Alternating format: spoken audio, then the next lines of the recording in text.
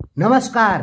नेपाल में Nepal communist party का आपसी घमासान नेपाल को गृह युद्ध की तरफ ले जा रहा है। दोस्तों, हमने आपको 2.5 महीने पहले ही बता दिया था कि दिसंबर में नेपाल की राजनीति में बहुत ज़्यादा उथल पुथल होगा। तो बात करते हैं भारतीय मीडिया इस समय क्या कह रही है। दोस्तों, भारत की बड़ी मीडिया या छोटी मीडिया आप देखेंगे तो आपको एक ही चीज का पता लगेगा कि भारतीय मीडिया कह रही है कि नेपाल में चीन का गेम समाप्त हो गया। यानी सभी भारतीयों को लग रहा है कि नेपाल में जो संसद भंग हुई है उससे चीन का प्रभाव नेपाल में समाप्त हो गया। लेकिन भारतीय मीडिया ये नहीं जान रही है कि नेपाल में जो संसद भंग कर दी गई है वो केवल और केवल इसलिए की गई है ताकि चीन का प्रभाव नेपाल में समाप्त ना हो। दोस्तों, आपको तो पता होगा कि हम नेपाल को केंद्रित करते हुए भारत और चीन के संबंधों में नेपाल के बारे में बताते हैं और नेपाल की राजनीति से भारत और चीन के क्या संबंध है इसकी जानकारी आपको देते हैं। नेपाल की अंदरूनी राजनीति से ज़्यादा हम ये बताते हैं नेपाल में जो घटनाएं घट रही हैं उनमें चीन और भारत या अमेरिका कहां पर इन्वॉल्व है। दोस्तों, आज पुष्प कमल दाहाल ने एक मीटिंग बुलाई है और कल प्रधानमंत्री ओली एक और मीटिंग बिठाएंगे। यानी पुष्प कमल दाहाल और प्रधानमंत्री ओली अलग अलग मीटिंग बिठा रहे हैं और इधर प्रधानमंत्री ओली ने देश के नाम संबोधन करते हुए ये भी कहा कि हम जो मीटिंग बिठाएंगे वही मान्य होगी, अन्य किसी भी मीटिंग में कोई निर्णय लिया जाता है तो वो मान्य नहीं होगा। दोस्तों, कल हमने कहा था कि संसद विघटन पर सुप्रीम कोर्ट में चुनौती दी जा सकती है और रात में पता पड़ा कि 13 रिट दायर हो चुके हैं सुप्रीम कोर्ट में।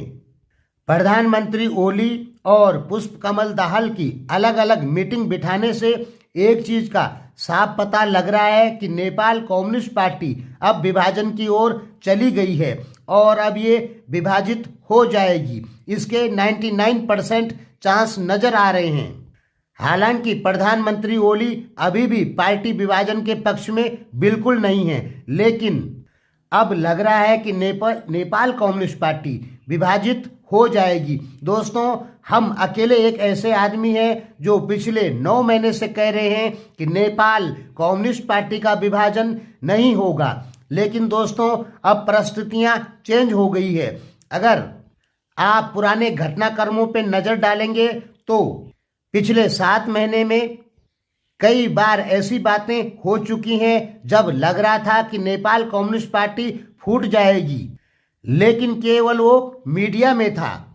नेपाल कम्युनिस्ट पार्टी के अंदरूनी हालात इतने खराब नहीं थे कि नेपाल कम्युनिस्ट पार्टी फूट जाए। हालांकि नेपाल की मीडिया हो या इंडिया की मीडिया हो, बार बार दावा कर रही थी पिछले 4-5 महीनों से कि किसी भी समय नेपाल कम्युनिस्ट पार्टी फूट सकती है।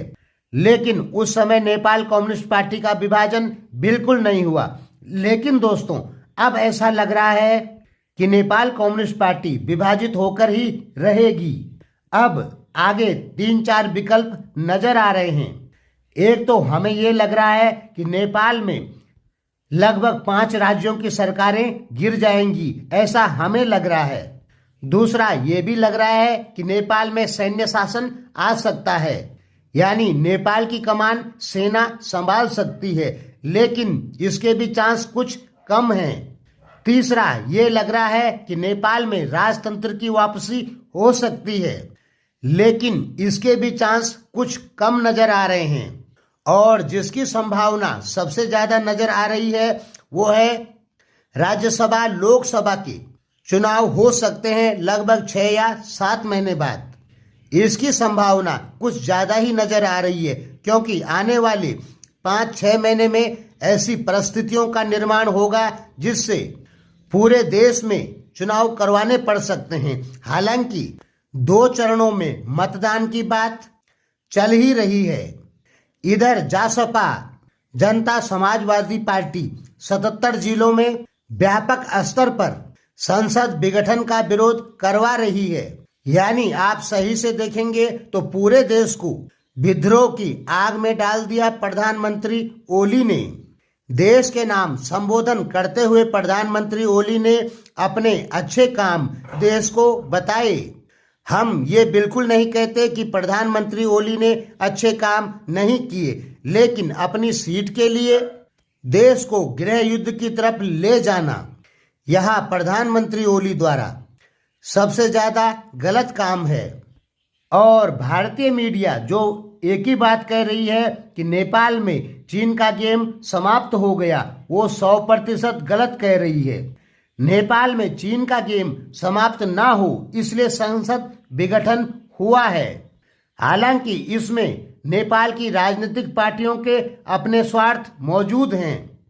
नेपाल में विद्रोह की स्थिति को देख के एक ही चीज लग रहा है कि यदि प्रधानमंत्री ओली, जैसा कि विद्या देवी भंडारी के ऊपर आरोप लगे हैं कि वो राष्ट्रपति कम और किसी एक पार्टी के सपोर्ट में काम कर रही हैं, ये आरोप विद्या देवी भंडारी के ऊपर लगे हैं। और यदि इस स्थिति में प्रधानमंत्री ओली और विद्या देवी भंडारी विद्रोह को कुचलने की कोशिश करते हैं तो देश में गृह युद्ध निश्चित तौर पे हो जाएगा। हमें जो लग रहा है कि प्रधानमंत्री ओली ने जानबूझ के देश में विद्रोह की स्थिति को पैदा किया है। दोस्तों, हमें ऐसा ही लग रहा है। और आप जानते होंगे कि हमें जो लगता है वो लगभग 99% सही होता है। इधर नेपाल के प्रभावशाली विश्लेषक लोग, पराजौली जैसे लोग खुल्लम खुल्ला राष्ट्रपति विद्या देवी भंडारी पर आरोप लगा रहे हैं कि वो संविधान का पालन नहीं कर रहे हैं। यानी कह सकते हैं नेपाल की सत्तारूढ़ पार्टी संदेह के घेरे में आ चुकी है और नेपाल के राष्ट्रपति भी संदेह के घेरे में आ चुके हैं। यानी देश की जनता का भरोसा राष्ट्रपति पर से भी कम हुआ और प्रधानमंत्री से भी उठ गया। हालांकि कुछ जगह पर प्रधानमंत्री ओली के समर्थन में भी लोग नारे लगा रहे हैं। हालांकि विद्रोह अभी भड़का नहीं है। ये जो विरोध है ये केवल नेपाल कम्युनिस्ट पार्टी के खिलाफ है। लेकिन यदि विरोध बढ़ता है तो इसका अंतिम उपाय है कि नेपाल को सेना को मैदान में उतारना पड़ेगा और देश चले जाएगा गृह युद्ध की ओर। हम ये नहीं कहते कि गृह युद्ध होगा ही होगा, लेकिन दोस्तों संभावनाएं तो नजर आ ही रही है। संभावनाओं से इनकार नहीं किया जा सकता है। नेपाल की संसद में बैठे मंत्रियों का एक दूसरे पे इतना अविश्वास होना कि एक दूसरे के ऊपर हाथ उठा देना, ये कहीं न कहीं यह दर्शाता है कि नेपाल जंगल राज की ओर जा रहा है और जंगल राज होगा तो गृह युद्ध होगा ही होगा। अब केवल ये देखना होगा कि नेपाल में जो राजनीतिक पार्टियां हैं वो कितनी समझदार हैं, क्योंकि राजनीतिक पार्टियों का आपसी विवाद देश को गृह युद्ध की ओर ले जा रहा है। और यदि राजनीतिक पार्टियों में आपसी समझदारी बढ़ जाती है तो देश अस्थिर होने की तरफ जो जा रहा है वो बच जाएगा। इधर भारत कह चुका है कि हम नेपाल में सुख और शांति और स्थिरता की कामना करते हैं। एक सुखी नेपाल, संपन्न नेपाल और स्थिर नेपाल भारत के लिए फायदेमंद होगा। लेकिन कुछ विदेशी ताकतें जो नेपाल को अस्थिर करके भारत को अस्थिर करना चाहती है, वही 15-20 साल पुराना गेम फिर से खेलना चाहती है।